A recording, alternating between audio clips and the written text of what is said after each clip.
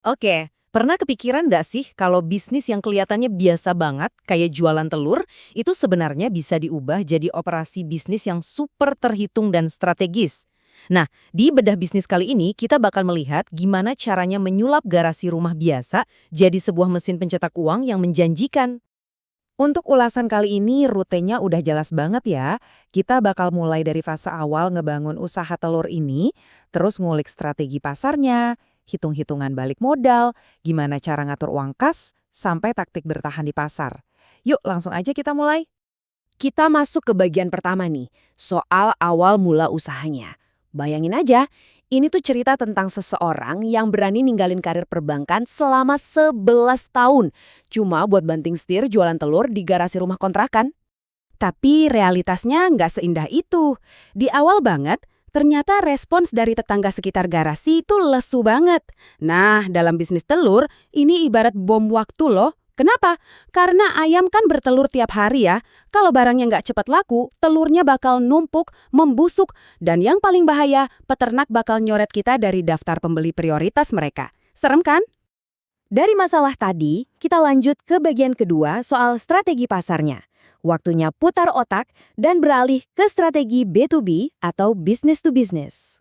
Daripada pusing mikirin pembeli eceran di perumahan yang penjualannya lambat, pengusaha ini ambil solusi cerdas, sasar hotel dan restoran.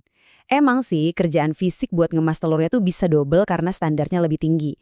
Tapi cara ini menjamin volume penjualan harian yang stabil, muterin stok kita terus, dan pastinya bikin posisi kita aman di mata para pemasok. Satu hal yang perlu banget kita ingat, harga telur di pasaran itu kadang liar banget ya. Naik turunnya nggak karuan.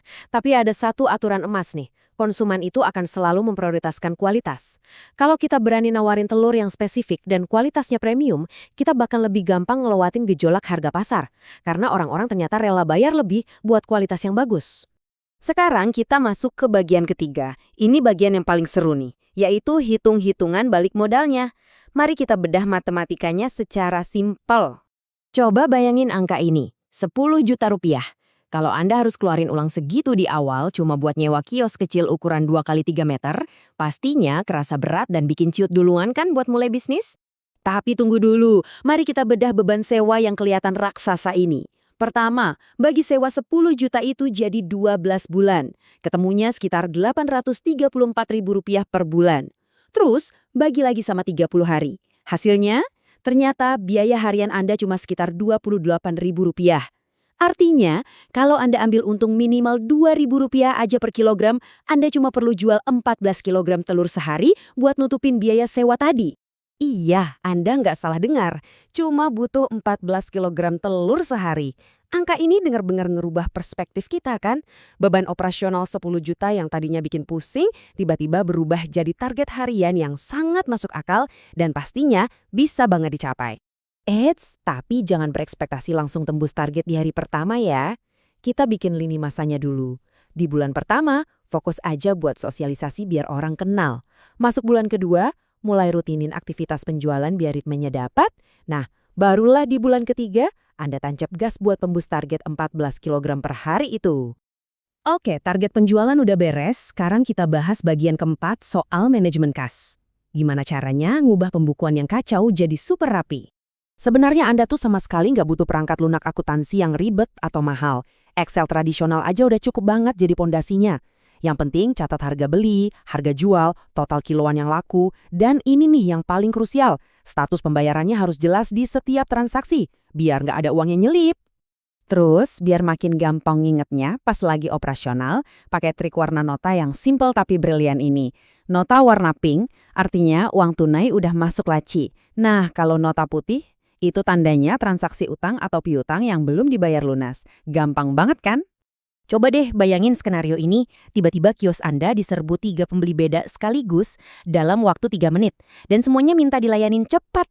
Wah, kalau nggak ada sistem warna yang ketat, pasti bakal panik dan kacau banget keuangannya. Tapi dengan trik warna ini, Anda nggak bakal tertukar lagi mana yang udah bayar uangnya dan mana yang sekedar ngambil barang. Terakhir nih, di bagian kelima kita masuk ke pembahasan soal taktik dan etika buat bertahan di tengah kerasnya persaingan pasar. Kunci utama biar bisa survive dari harga pasar yang sering naik turun itu adalah diversifikasi. Jangan pernah naruh semua telur di satu keranjang yang sama. Dengan punya segmen pelanggan yang sangat beragam, Anda lagi ngebangun jaring pengaman. Karena selalu ada pihak yang siap nyerap stok Anda, nggak peduli kemana arah pergerakan pasar saat itu. Dan ini dia semacam asuransi tak kasat mata di bisnis suplai loyalitas. Pembeli yang setia dan selalu ngambil stok dari satu peternakan yang sama, itu pasti selalu dapat jaminan barang, entah harga lagi meroket tinggi atau malah anjlok. Beda banget sama pembeli oportunis yang sukanya lompat-lompat nyari harga termurah tiap hari. Nanti pas stok di pasar lagi krisis, tebak siapa yang pertama kali bakal kehilangan akses pasokan? Ya pasti pembeli oportunis itu. Jadi, sebagai penutup ulasan ini, ada satu pertanyaan buat Anda renungkan. Kalau ketakutan akan biaya sewa 10 juta rupiah ternyata bisa dikalahkan cuma dengan jual 14 kilogram telur sehari, dan kalau seorang mantan pegawai bank aja bisa ngebangun bisnis stabil dari sebuah garasi kontrakan, terus apa sih yang sebenarnya masih menahan Anda buat mulai eksekusi ide bisnis Anda hari ini?